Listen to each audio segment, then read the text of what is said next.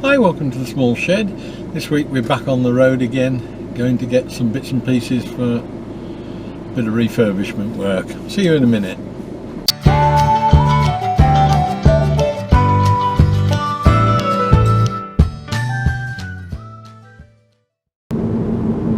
Now my son-in-law got in touch the other day, sent me an email saying, what do you think of these? It was an advert for a garden archway that he'd seen on eBay. And it looks like it's a garden centre or somewhere that's got some stock that's been probably left out in the wet, I don't know, and it's got slightly damaged. It's one of these circular arches that are made out of laminated strips of timber, and some of them are delaminated. It looked to be one or two bits of damage, but essentially I thought there's probably nothing we couldn't mend with a bit of resin. So I'm just going to pop up, he's bought one in the end, and I'm just going to pop up to the other side of Birmingham, pick one up, and we can get it back to the shed, have a look, see what needs to be done, and get and refurbish them.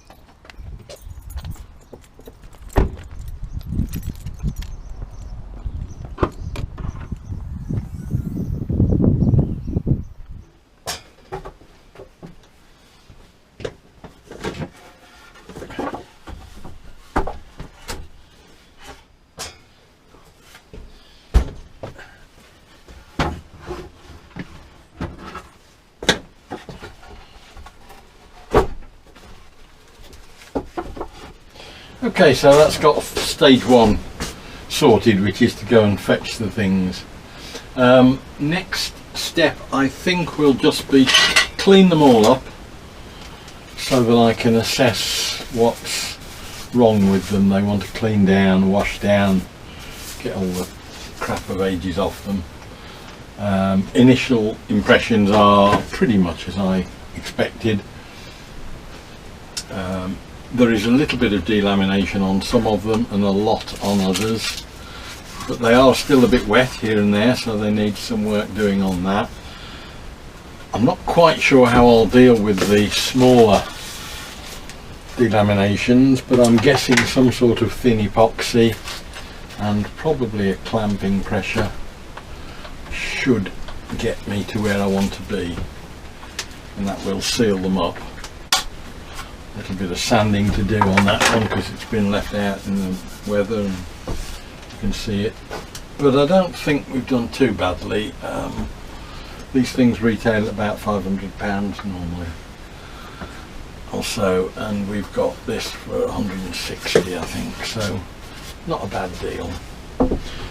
Things like that, I think, again will probably respond to clamping pressure and epoxy. Essentially they're laminated strips, which, yeah, I think they'll go back together, or at least will go back together and will seal on the cracks, which is the important thing. But a lot of them like that are fairly little damage. I might need some G-cramps rather than the little quick grip ones, because I think it'll need a bit more pushing, but by and large they're okay. There are a couple which are quite bad, but again that was only to be expected. They're big cracks in end pieces there, but again I think good G-cramp, we should be able to get those back together with a lot of pressure on them, and epoxy as well. So I think we'll have to search around and find any screw G-clamps first. Next job, I think, after cleaning them, is to actually put them outside and let them dry a bit, because some of them are quite wet, and then in the meantime I can assess what we need by way of epoxy. There's probably only about, there's that one that seemed quite bad, maybe that one too. We've probably got 4 that are quite badly delaminated, but the rest are, you know, either cosmetic or very little work needed on them. But you can see what happens, these things just bolt together to make a circle. 6 of them, and there's two layers, and I think they must be held apart by some sort of spacer piece, which is in here. So we've got all those, we've got all the ironmongery, got all the posts to go in the ground, so I think we've done alright.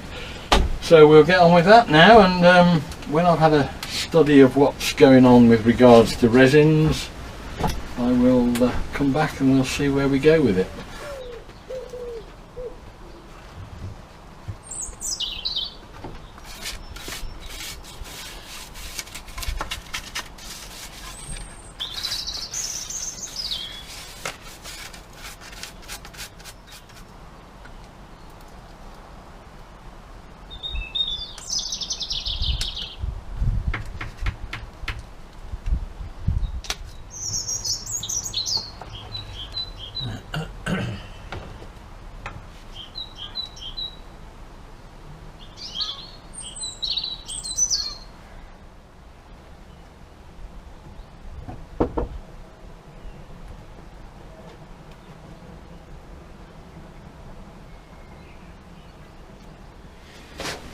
That's got me where I wanted to be for the first initial inspection, if you like. I've gone through them all piece by piece, numbered them up, and sort of assessed what needs to be done. I ordered some West System epoxy last night, which should be on its way now, which I think will do the job. There's sort of 2 components really in that. There's the resin itself, which is quite thin, which I think I can run into any of the surface cracks that just need filling to keep the weather out more than anything. And there is like a filler that you add in, which makes it into a proper adhesive, and then we can clamp things up. What I've done is I've gone through each piece by piece and sort of arbitrarily decided what needs doing and what condition they are, if you like. And they range from I've ended up with basically 3 different categories, I think. I've got good, fair and poor. Fair is that sort of thing. I've got a piece there that's got a split on one end, a little bit of surface cracking there, just the odd little thing. And I mean, this is what you're going to get with softwood anyway, I think. But it's not too bad at all really. It just wants a sand after that, if we can just get that sorted and clamped up. So that's the fair ones. 7 is a good one. And effectively all we've got on that one is a little bit of very light surface cracking. So there's hardly anything to do on that one. I will try and run some resin into it, but it's such a small gap, it's not actually doing anything, and I suspect a coat of preservative on top of that and you're never going to notice anything. So it really needs very little doing to it at all.